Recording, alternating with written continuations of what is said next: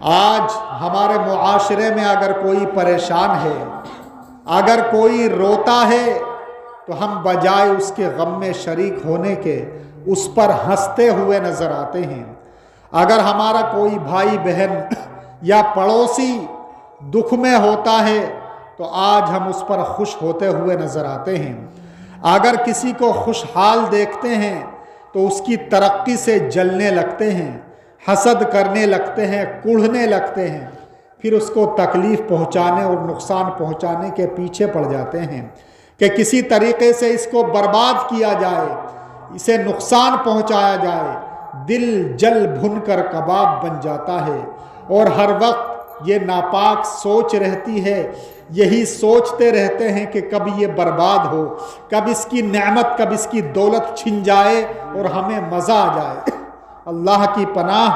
प्यारे मुसलमानों, याद रखो, हसद और जलन, एक दूसरे को देखकर जलना बहुत ही बुरी और घटिया चीज़ है। किसी मोमिन भाई बहनों को खुशहाल देखकर जलना, उनकी तरक्की और कामयाबी से जलना, यह मुसलमान की पहचान नहीं है बल्कि मुनाफिक की पहचान है। और मुनाफिक जहन्नम के सबसे निचले तबके में डाला जाएगा, जहन्नम के सबसे निचले गड्ढे में डाला जाएगा। प्यारे मुसलमानों, एक दूसरे की खुशहाली देखकर जलो मत, हसद मत करो, क्योंकि जलना, हसद करना बहुत बड़ा गुनाह है। बल्कि अगर करना है तो रश्क करो कि या अल्लाह, जैसे तूने इसे दे रखा है अपने हबीब के सदक़े में मुझको भी अता फरमा। ये जायज़ है रश्क करना, मगर हसद करना, जलना कि या अल्लाह मुझे दे या ना दे मगर इसे तबाह व बर्बाद कर दे, ये हराम है, बहुत बड़ा गुनाह है। तो प्यारे मुसलमानों, रश्क करो, हसद मत करो। क्या आप ये समझते हैं कि हमारे जलने से, हमारे हसद करने से किसी का माल बर्बाद हो जाएगा, किसी की दौलत छिन जाएगी, किसी की नेमत छिन जाएगी हमारे जलने से, या उसमें कमी आ जाएगी? हरगिज नहीं। क्योंकि देने वाला तो अल्लाह ताला है, नेमतों से माला माल करने वाला तो हमारा रब है। सबको वही देता है, रोजी वही देता है, मालो दौलत वही देता है, सेहत और तंदुरुस्ती वही देता है, इल्म की दौलत वही देता है, अच्छी ज़िंदगी वही देता है, सारी नेमतें, सारी दौलतें वही देता है। तो जिसे अल्लाह ताला नेमतें देता है तो उससे कोई छीन नहीं सकता। जिसे अल्लाह ताला आबाद करे उसे कोई बर्बाद नहीं कर सकता, और जिसे अल्लाह ताला बर्बाद करे उसे कोई आबाद नहीं कर सकता।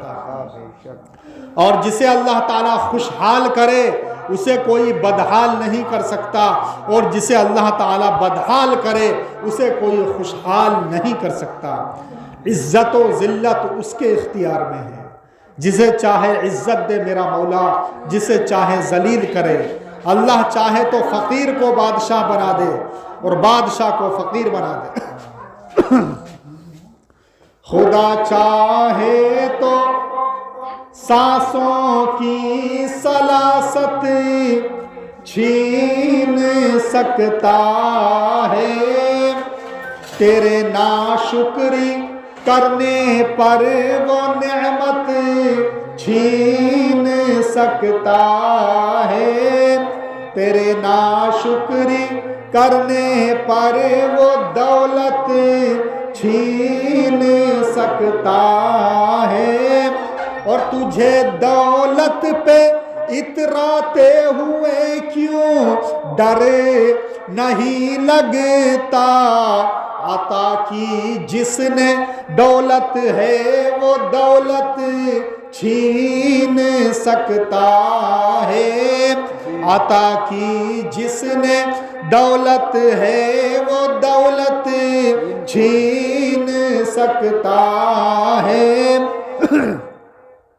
ए जालिम क्यों हुकूमत के नशे में जुल्म उठाता है? अगर चाहे वो पल भर में हुकूमत छीन सकता है। अगर चाहे वो पल भर में हुकूमत छीन सकता है। और उसी के कब्ज़े कुदरत में है ये बादशाही भी। वो चाहे बादशाह से बादशाही छीन सकता है।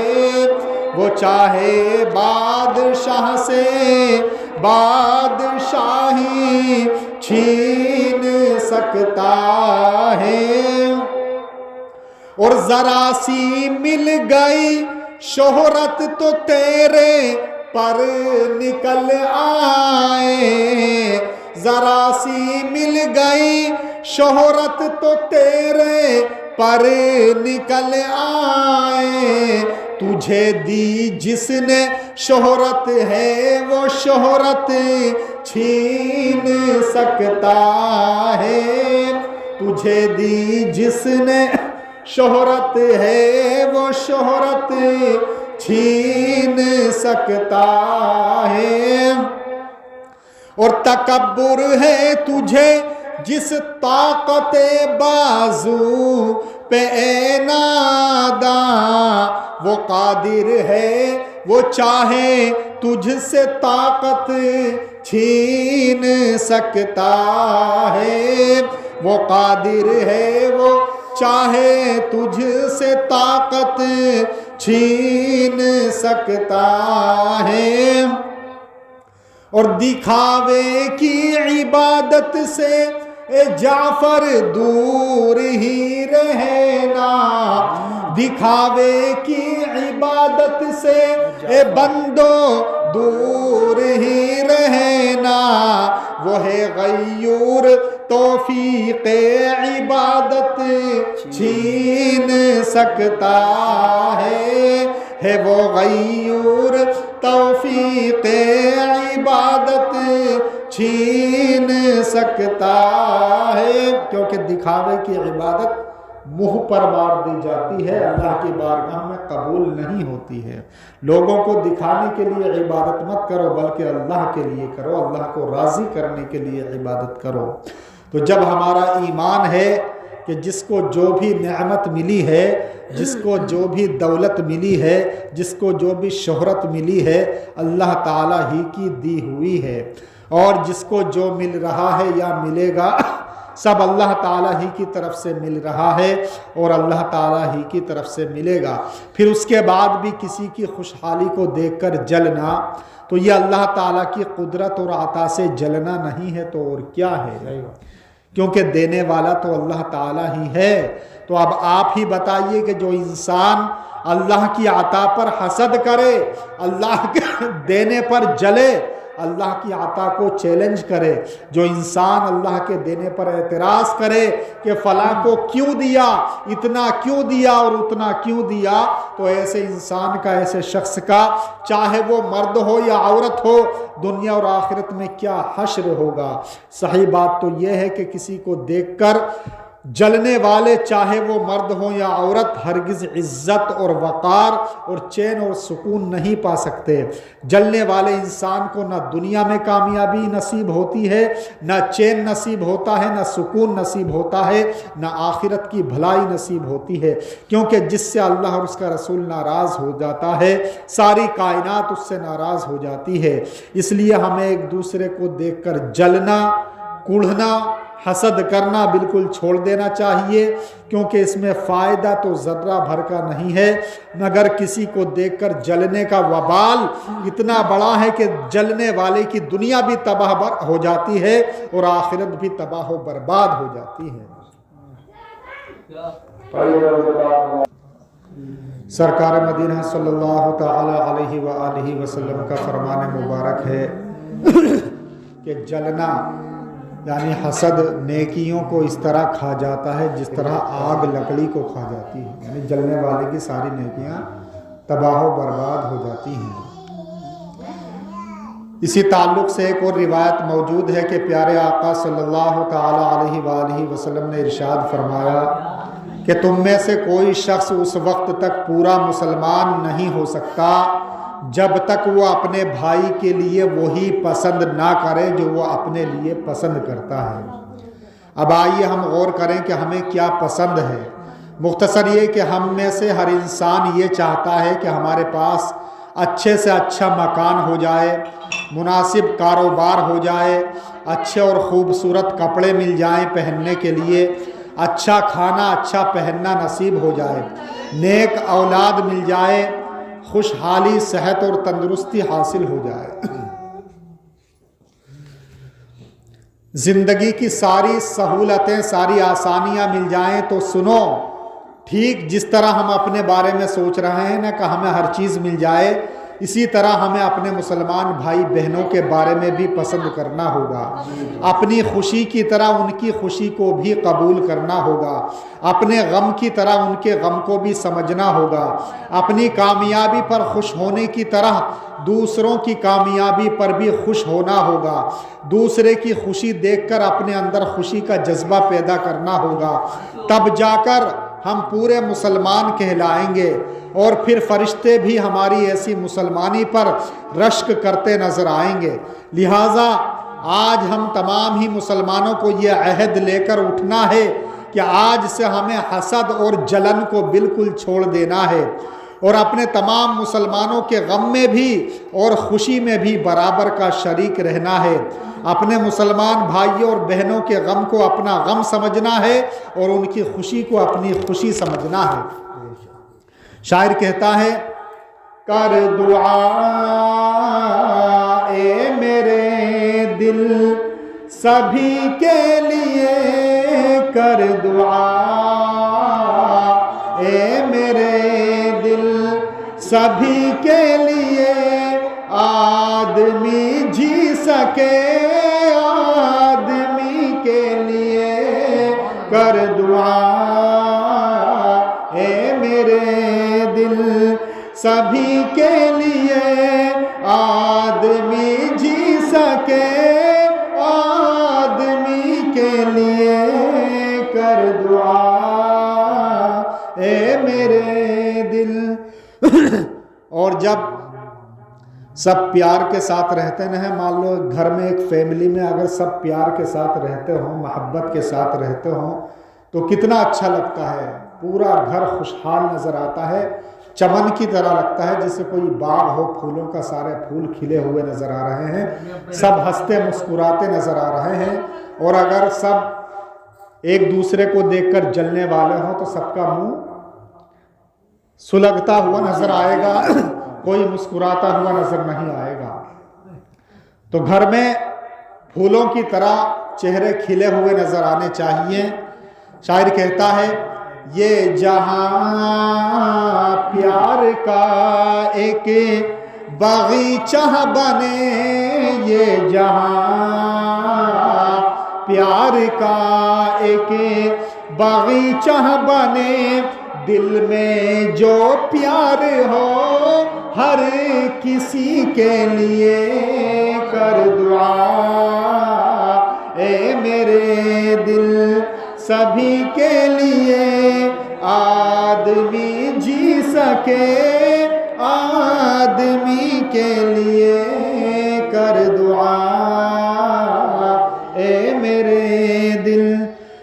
और आजकल का माहौल क्या है कि अपने ही जो है वो पराए हुए जा रहे हैं। सही बात। लोग अपने पराए से होने लगे, हाँ होने लगे, फूल को खार नशे तरे चुभोने लगे।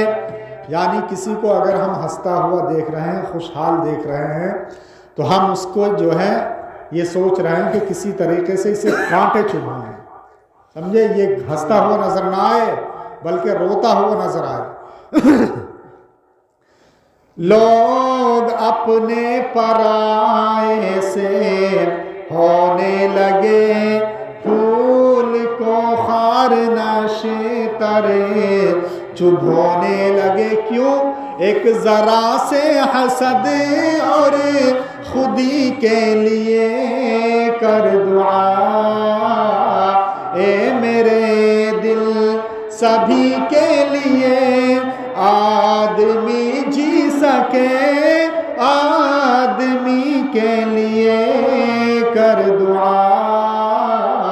ए मेरे दिल।